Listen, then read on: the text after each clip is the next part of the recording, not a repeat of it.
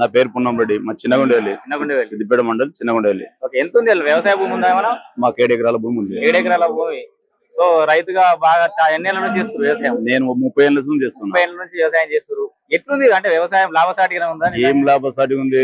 రేవంత్ రెడ్డి నన్ను గెలిపిస్తే రైతు రుణమాఫీ చేస్తాను. ఆయన రైతు రుణమాఫీ చేయలేం లేక కేసీఆర్ ఉంటే వరకు రైతు భరోసా ఇచ్చు, రెండో క్రాప్ వస్తుంది వరకు రైతు బస్సు ఏమి ఇవ్వలే, గిత్తా ఇది చేస్తుండు.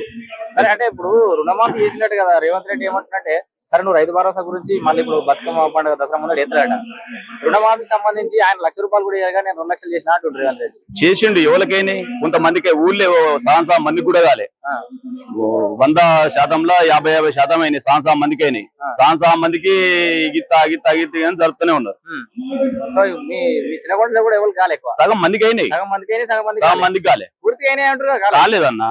అవసరం అనుకుంటే ఊళ్ళోకి వచ్చి ఎంక్వైరీ చెప్పేది. ఒక 45% మందికి అయినాయి. ప్రతి ఊళ్ళే ఒక 45% మందికి అయినాయి.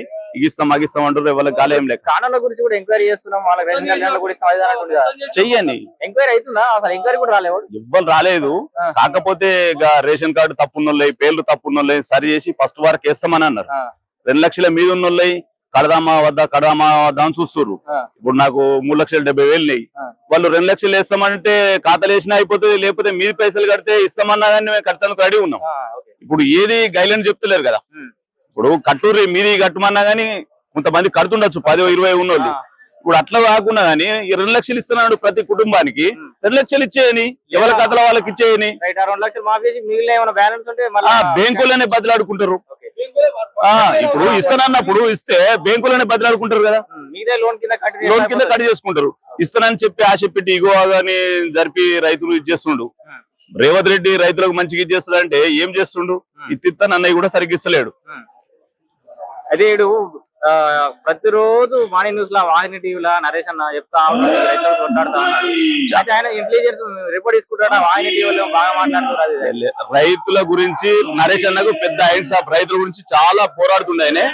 కొన్ని వేల మంది చూస్తున్నారు. నేను కూడా రోజు ఆయన లైవ్ చూస్తా, చాలా మాట్లాడుతున్నాయి ఆయన రైతుల గురించి, రైతుల గురించి చాలా మాట్లాడుతుండ్రు. వాహిని టీవీలో వచ్చేటి అన్ని నిజాలని నమ్ముతున్నాడు, చాలా నిజాలు. ఆయన ఉన్నట్టు మాట్లాడుతుండు. అటు వాళ్ళను చేస్తున్నాడు, ఉన్న వాస్తవాలు చెప్తుండే ఆయన. మొత్తంగా ఇప్పుడు సిద్దిపేట ఏరియాలో కూడా చాలా మంది రైతులకు గాలి, చాలా మంది గాలి. ప్రతి ఊళ్ళే 45% మందికి అయినాయి.